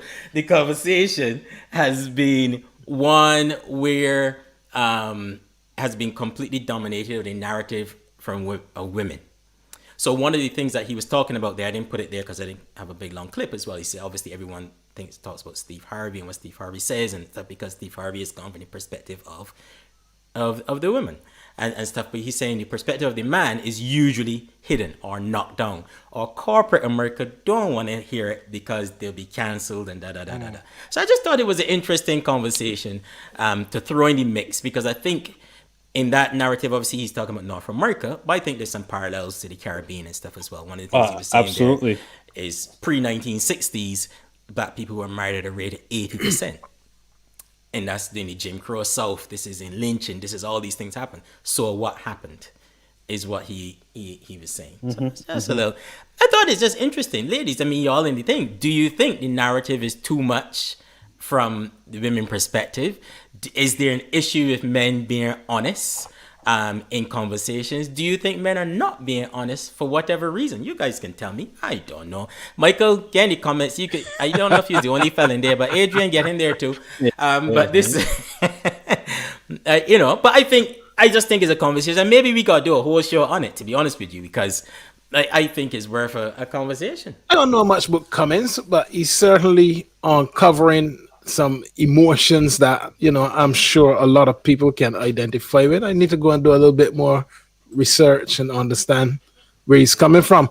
But from a woman's perspective, listen, I always say that the world, the internet, everywhere you go now, it's a woman's domain. And I don't know, is that by design, or is that, what we are led to embrace because it keeps the commercials of the world going, I gotta do a bit more background digging on his perspective on these things. I think well there's a premise that women are the spenders. Well, I think that's a reality. And we talked about that as well last week when we were talking to our mothers and stuff, and that therefore it would appear as if the corporate world, in recognizing that and the need for advertising and what's not, they have kind of shifted everything to gear towards the female, including what is allowed to be said and the conversations that you can have on their platforms. His comment that when he told a lady she looked like Emmitt Smith, or he grade women and that kind of stuff, that would never make it on television or commercial stuff. I don't know if it should be. That's a different conversation. I'm not saying it should be, but I think that's what he's saying. And how we become too not honest, basically, and therefore it hinders us even talking about our feelings, what we want, where we want to go, aspirations, different things, because we ourselves are now being taught to look at things through a lens of, oh, I can't say that as a man. I can't say this, or I can't say that. Even looking at the sort of financial or spending perspective you're looking at there, life, you always get these interesting cyclical reinforcing systems and phenomena that occur. And that's one, where at some point in time it was identified the major consumer for certain items and goods. Maybe this was post-war, maybe tends to be women. So therefore, all the advertising, the design, and so on for consumer products and goods and so on start to lean more into. And again, this is a single narrative because it's not 100% true. Because there's certain things that men would be a lot more would consume a lot more than women. Well, but and the advertising therefore reinforces who spends, who sees the products, and who therefore goes after. Well, but that's the point, right? So the advertising is just a aspect of it. That's just a piece that's out there. Yeah. But the whole point is, given that this juggernaut of commercialism needs to continue and keep moving, therefore we need to be ensure that those people who are spending don't switch off and go somewhere else. You can't upset so the women. therefore we cannot upset them. So the narrative there, his view, again, is his view, is that the narrative, therefore, that has been allowed to be perpetuated over time, and I'm just speaking from the black community, he would argue throughout all society, but he's also speaking about the black community, is that the narrative of, strong, independent, don't need a man, woman, has been allowed to be the dominant thing, and everything has been geared towards understanding women, and because in chase of that, and therefore men has been drowned out. And any alternative narrative that a man who doesn't conform to that narrative would just be cancelled and put aside and say, no, don't come in here and mess this up. Whereas the men then who want to participate in this economy change tone, or not change, because it might be that they believe that that's their thing, but they're the ones who are elevated. And I point at Steve Harvey. You either recognize the value that let's call them the corporates and the commercials place on the female dollar, pound, whatever you want to call it, and you conform toward the line, watch the language, be sensitive, or you're not in. Or you're not pretty in. much. But having said that, the effect it has is on how we then perceive our relationships. Well, not perceive, how we go about our relationships, how we speak to the woman, how we address her, and even if we want to be critical of her, we can't, because there is a knock-on effect. Right, but they can be critical of us. Oh yeah. Oh yeah, there's no comeback on that. Exactly. So, they can be completely critical to the nth degree and say anything on it. So that's the thing. Men still, and I don't doubt that, Avril, of course, that's the thing, and that needs to change in society. So that part, I wouldn't argue about that. Some people will disagree with that though, Avril. Well, no, I think, but I'm assuming that she means from a corporate ownership and that kind of stuff perspective, and that's still the dominant thing. But those people have even adapted in order to continue to benefit in that corporate way and what comes on television. So it started that thing that everything casts a shadow, because even some of the things you mentioned there, Mark, are good things. Watching your language, being respectful, these are good things. But then the question is always, what's the shadow that's cast by the good stuff that we put out to the light? And then it's how do you, when you recognize there's a shadow, how do you then deal with the stuff that's in the dark? How do you deal with the stuff that's lying in the shadow? And I think that's where the conversation needs to go. And I would have to look at the statistics that Samuels is looking at there in America, and maybe compare them to the Caribbean as well. That has been. But some statistics that we have that are current that we have to deal with is the number of homicides of women in domestic violence. That's still a stark statistic out there, which gives a good argument for let's pay attention to women, right? Because this is, you see where I'm coming from. Deep, Avril. So this is good too deep. You see, then you can't get back at the surface. Yeah, but you see where I'm coming from. I see where you is. I see where you is. You have to look at that. And again, it's this idea of, and I really like that that thing they brought up there about unity is actually a greater venture than equality. Yeah. Yeah. Right? But I Because want that back. we're not equal under every lens. We're not equal. Keep talking, Phil. In every they way. got some women here that they're lapping it up. Keep talking. Yeah. I just trying to find the right line of That's of why it's dealing needed with three this. of you, but the thing is about it is that Karen said you need both. Why? That's my question. Why? And I asked that question why only because there's so many conversations that are happening on one side amongst women. Oh yeah. All day about this kind of stuff. Why can't there be a conversation with just the side of what a man thinks? Yeah. Or is not a real conversation. But it's okay for a conversation of just women having this conversation. And I don't think you hear people say, but you need to have both. But you need to sides. have men. So as soon as men having it, we need the balance. You got to bring the women in to have the balance. You understand? Intriguing. So Yeah, this is the thing that you gotta. Now I might not express that as deeply as my esteemed learned friend in the No one can. No one can. But we on the same wavelength, right? We might be on the same wavelength, but different frequency. Different frequency. Yeah. I might not be as deep, right? You know, I might be a little FM, but my man there is of the sterner stock, the true original. Yeah. My man on dab, you know. So,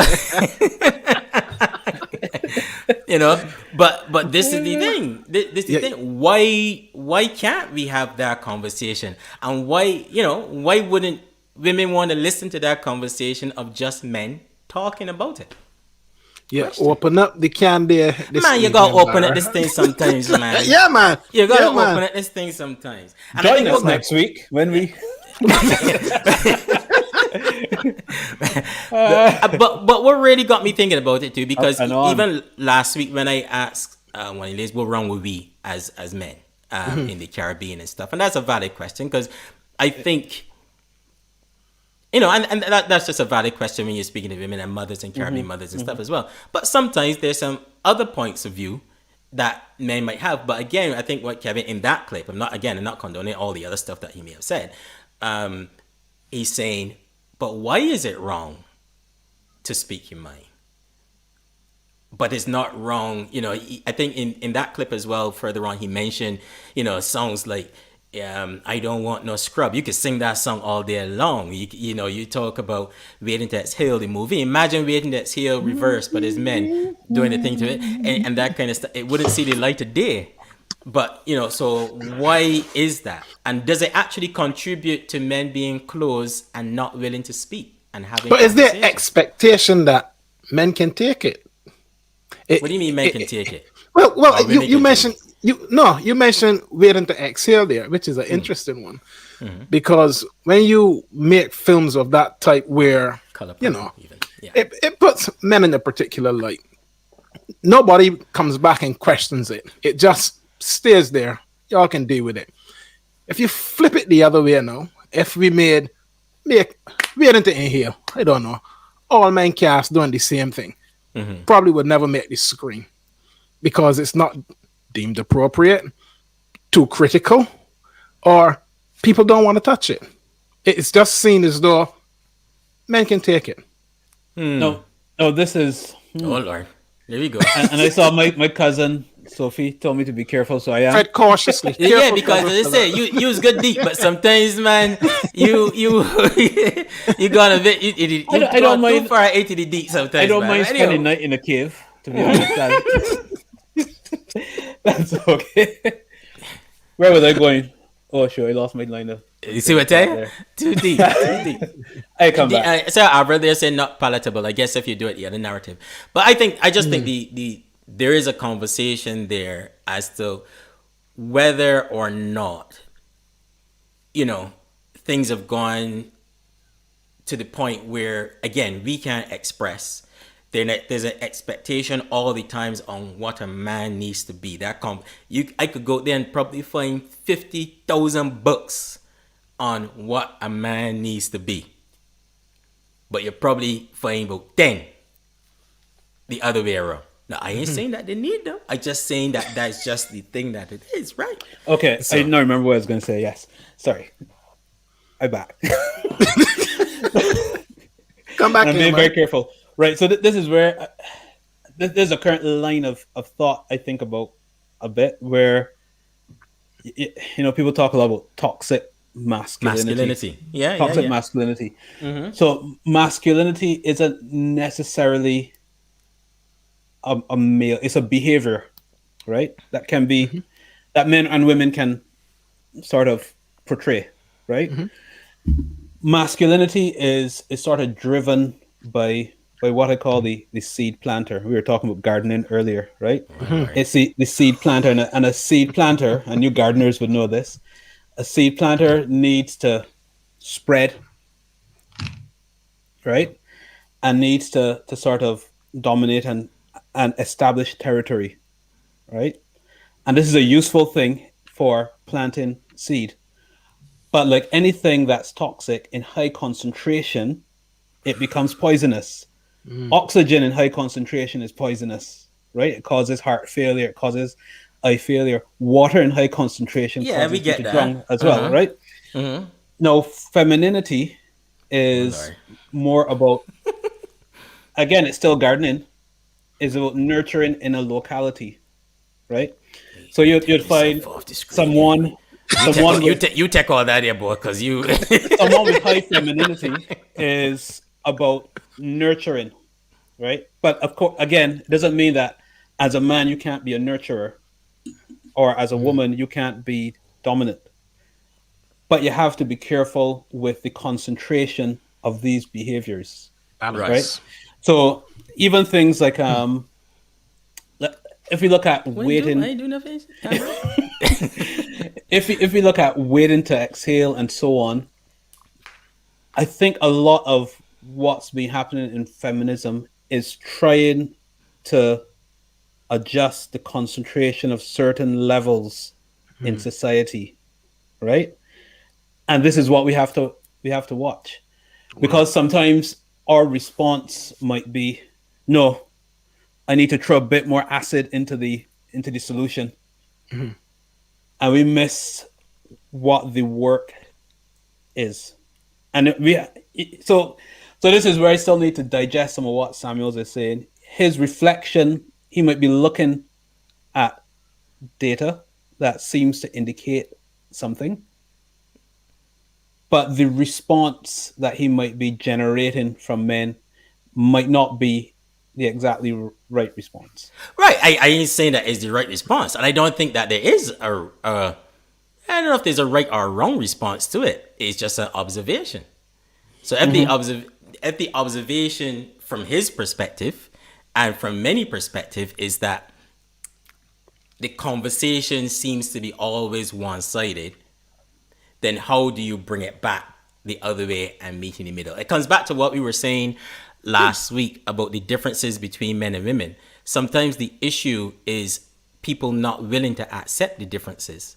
And if you're not willing to accept the differences, therefore it's hard for you to find solutions or to even work together to find solutions. I think what he's saying, and even when you listen to some of his stuff, and like as I say, only listen to that one thing, but even from talking to many men, at the moment, the acceptance of difference has not been there, or the acceptance of difference have been said to one person, and therefore understanding that women are different, now you need to change your behavior. But what he's saying is that, but that message never goes the other way, and therefore causes the friction.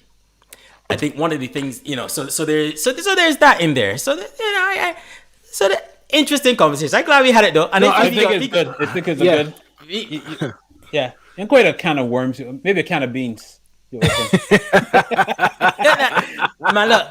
But yes, it is accepting the difference, but also searching for the commonality. But you can't search for the But I don't think you can find the commonality until you accept the difference. You might be right. That's I say you might be, because I need to think about that. I think you can't find that commonality until you accept the difference. I think that's where things have gone slightly awry. But I have no problem having this conversation again. And I mean, I would bring some fellas on, and yes, Karen, I would bring all fellas on, and we would just have that conversation honestly as men and just talk. And then we might do one on women too. I love it. I love it. I love it. That's a good kind of love. We might call it that when we bring it back later. Yeah, man. I think we should do two. We should do us, and then giving you homework to look at his video. Trust me, a lot of it young and like Wendy. Trust. But we should do two. We should do one all men, and then do one where we step out and have all women who willing to talk honestly, openly, and just break it down. And let me just have that because that conversation is very apt for the Caribbean region as well. It is. Yeah. It is very, very, very apt for the region, you know. But it's good to see that folks are engaged in that one, you know. The fellas, when I show the fellas are so you bringing that in here, and I was like, yes, I done it up. I don't think we responded in that way, Phil. I don't remember doing that. I was just curious. I wasn't hesitant. I just wanted to know. You're curious of where I was going with it. Yeah. What were you expecting? You crafted it well, though. I have to say. It is a topic. It is a topic that I talk about. Well, I think it's about quite a bit. I think one we don't talk about enough. Yeah, and I think there are people who are yearning to hear you say more about it, Phil, from what I can gather from the chat. You know? Deep thinker. Yeah, man. Into the deep. That's what he new name. Come to the well. Come to the well. Every show has got a different name. Look, should we talk about next week, man? You go ahead. Yeah, go ahead. Listen to all of you folks out there. Next week, we are one. One. You know, 1 year anniversary of We Global. So, we want to bring some people in. So, if you are in the chat and you want to join us we're gonna have a live audience next week, right? We're gonna try this. We can try and figure it out. I know how we can do it, but we're gonna try and figure it out this week. If you want to be in that live audience, drop it in the chat. Just say yes, me, include me. So we can bring some of our fans together. We can reflect on the journey that we've been on over the last year. Oh, can you believe it already? And some of the funny moments, some of the serious moments, and some of the discoveries that we've made along the way. And all of the friends that we've made along the way across the region. We're going to reflect on all that next Sunday. So it should be fantastic in the living room. I think so. I think Pep said include me. Ooh. Yes, Pep. Feel like I can cook. I'd be happy with that. That's fine. Yeah. I think so. I think who would have thought? No, a year. We wouldn't even sure it would last this long. But or that people would tune in to listen. A year ago. Who wants to hear us talking about it? You say what for that? You was a quiet guy a year ago. I said Avril said it was a quiet guy a year ago. Yes. Oh yeah. That's very true. Very true. Look, he been getting away with this for years, you know. Honestly, I don't get it. I don't understand. Maybe when the camera switch on, different man. Wait,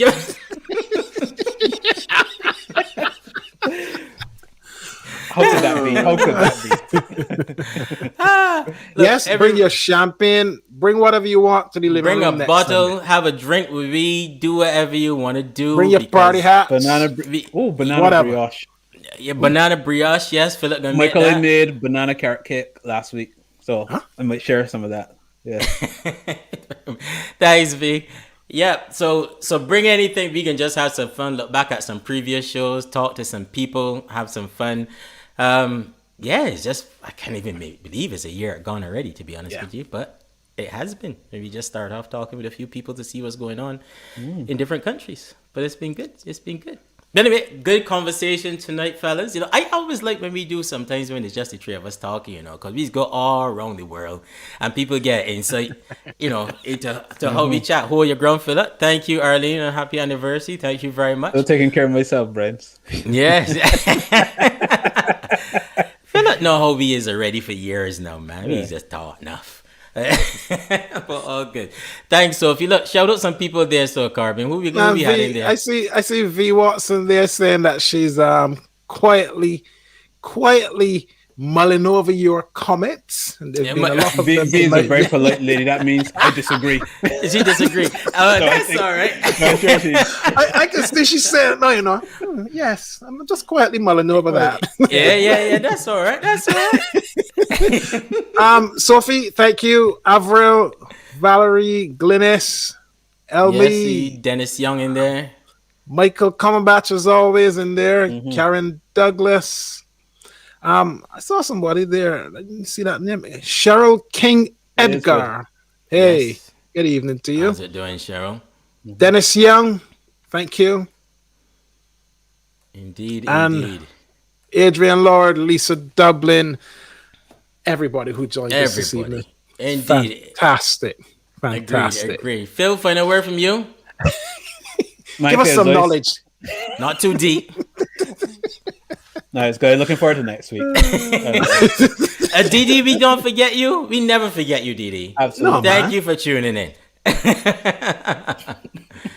Hey, but look, guys, it's been fantastic having you with us. Look, we talk some stuff. We have a good laugh. We talk about serious issues as well, because that's how we do it.